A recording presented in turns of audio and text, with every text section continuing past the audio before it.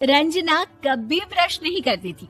उसे कितनी बार उसके माँ बाप ने डांटा, लेकिन उसका कोई असर उस पर होता ही नहीं था, जिस कारण से उसके दांत पीले पीले हो जाते हैं। शादी के बाद अरे बहू, वैसे तो तुझ में कोई कमी नहीं है, पर तेरे दांत दांत इतने पीले कैसे हैं बेटा? कैसे मतलब? कोई सर्जरी थोड़ी ना कराई है। वो तो क्या नाम, मैं ब्रश नहीं करती थी तो पीले हो गए। अब क्या करूं? आप कहें तो लाल करवा लूं या फिर काले? यार ये क्या है, क्यों माँ से लड़ रही हो? लड़ रही हूँ? अरे मैं लड़ रही हूँ या ये बोल रही है कि दांत पीले हैं, पीले।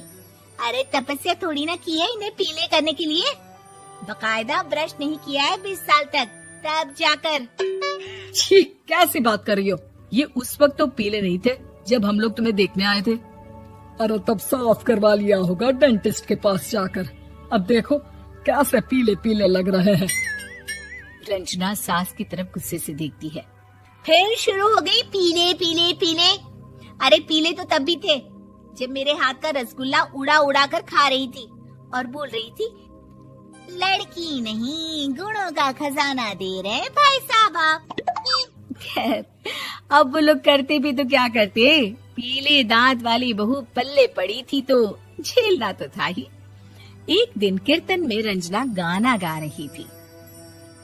अरे कमला बहन, माँ का द्वार है, यहाँ तो सब शुद्ध होकर आते हैं, फिर अपनी बहू को ब्रश भी नहीं करवाती तुम। दूर से पीले पीले दांत भक्ति में बाधा उत्पन्न कर रहे हैं। अरे कोई 2 साल की बच्ची थोड़ी ना लेकर आई हूँ मैं बहू बनाकर। अच्छी खासी लड़की है, अरे कैसे करवाऊं ब्रश? ये तो उसे खुद करना चाहिए ना।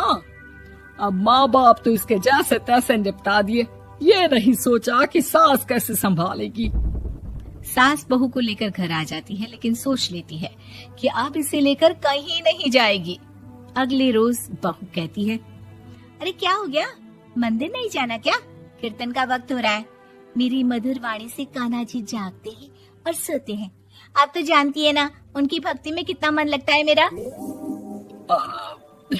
वो क्या है ना, तबीयत ठीक नहीं लग रही है मेरी, आराम करूंगी मैं।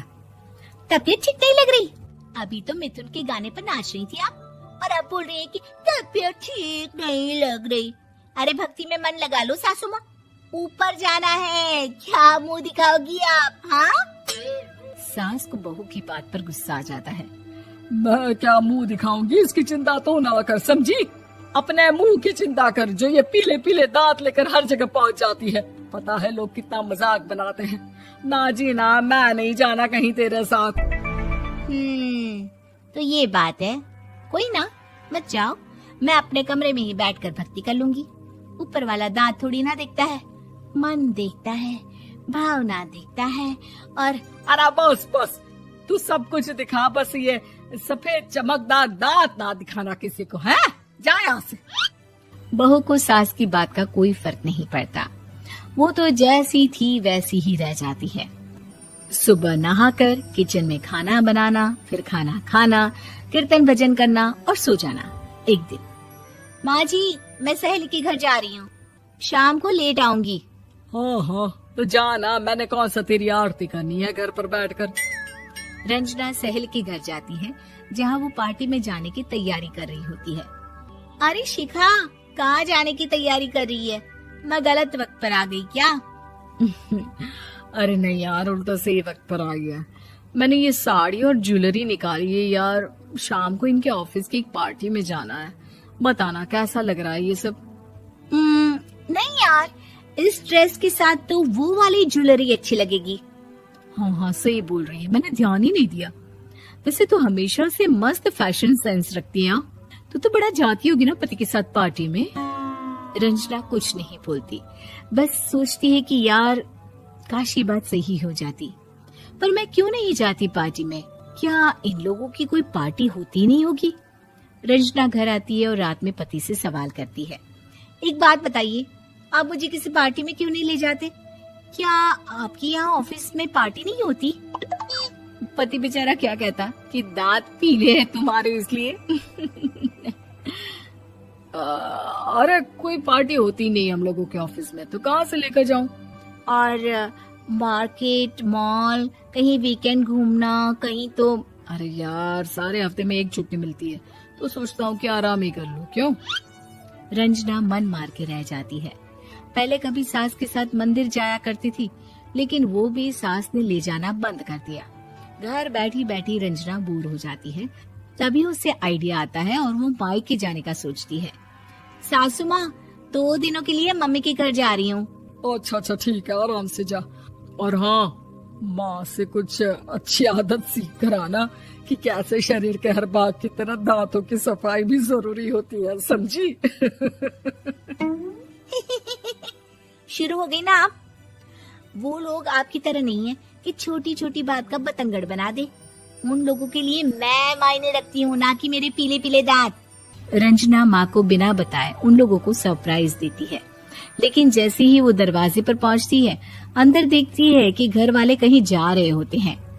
अब माँ, काश रंजना दीदी के दांतों वाली प्रॉब्लम नहीं होती, तो वो भी हम लोगों के साथ चलती ना बुआ जी की बेटी की शादी में। हाँ बेटा, लेकिन अब उसे कौन समझाए कि उसको उसके पीले दांत नहीं दिखते, लेकिन उसके आसपास के लोगों को कितना एम्बैरेसिंग फील कराते हैं। मुझे तो कितनी बार उसके स्कूल की टीचर ने शिकायत की कि उसके साथ कोई लड़की बैठना भी नहीं चाहती, और ना ही कॉलेज में कोई उससे बात करना चाहता था। लेकिन पता नहीं क्यों उसे ये बात समझ में ही नहीं आती। कोई कमी नहीं है उस लड़की में, बस यही कि दांत पीले हैं। वो तो भला हो जीजा जी और उनकी माँ का, जो दीदी को जैसी है वैसे ही रखा हुआ है। रंजना को अपने घर वालों की बात सुनकर बहुत दुख होता है। वो सोचती है कि वो क्या करे, लेकिन फिर वो सीधा डेंटिस्ट के पास जाती है, अपने दांत चमकाती है और कसम खाती है कि वो रोज ब्रश करेगी। अरे क्या हो गया? तुम तो 2 दिनों के लिए गई थी ना, पर कोई ना, अच्छा है, चलो आ गई तो। रंजना सास के सामने आकर खड़ी हो जाती है और पूरी स्माइल करती है, उसके चमकदार दांतों को दिखाती हुई। हैं? चले मंदिर। माँ, मुझे माफ कर दीजिए, मैंने आप लोगों को बहुत एम्बैरेसिंग फील करवाया। मैं आज से रोज ब्रश करूंगी।